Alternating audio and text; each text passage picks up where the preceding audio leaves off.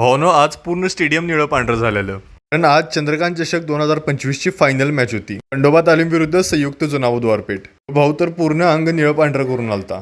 मॅचला सुरुवात झाली आणि सुरुवातीपासूनच बुधवारची टीम एक सारखं अटॅक करत होती. बुधवारची टीम सुरुवातीपासूनच खूप चांगलं कोऑर्डिनेशन आणि पासिंगने खेळत होती. आणि बॉल खंडोबाच्या टीममध्ये जातच नव्हता. पण खंडोबाला एक चान्स मिळाला आणि त्याच चान्समध्ये त्यांनी पहिल्या गोलची नोंद केली. गोल बसल्या बसल्या खंडोबाचं पब्लिक दंगा करालतं. गेम चालू झाल्यानंतर 5 मिनिटात एक लय हार्ड विषय झाला. विषय असा झाला की दोन्ही संघाच्या प्लेयरांमध्ये मारामारी चालू झाली. त्याचं नुकसान बुधवारपेठेच्या टीमला झालं. पण बुधवारचा स्टार खेळाडू आणि उत्कृष्ट डिफेन्स 23 नंबरला रेड कार्ड मिळालं.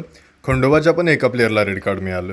गेम परत चालू झाला आणि हाफ टाइमला 10 मिनिटं असताना खंडोबाच्या प्लेअरनं दुसऱ्या गोलची नोंद केली. स्कोर झाला 2-0. म्हटलं पब्लिकला विचारूया कोण जिंकणार. अरे सगळ्यांचा बा खंडोबा जिंकणार कोण? खंडोबा. मोठ्यानं बोल. खंडोबा कोण जिंकणार?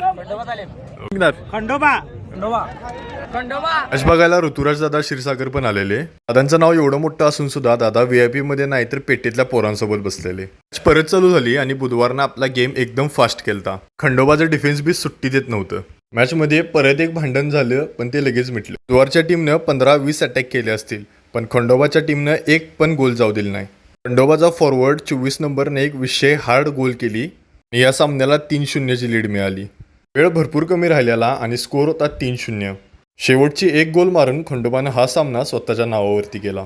चंद्रकांत चषक 2025 ची विजेता ठरली. ही संयुक्त जुना बुधवार ठरली ह्या सामन्याची उपविजेता. बुधवारपेठ भरपूर वर्षांनं फायनलला आली होती. जरी त्यांनी मॅच हरली तरी त्यांनी मनं जिंकलीत. भावानो तुम्ही कमेंट करून सांगा की अटल चषक कोण जिंकणार.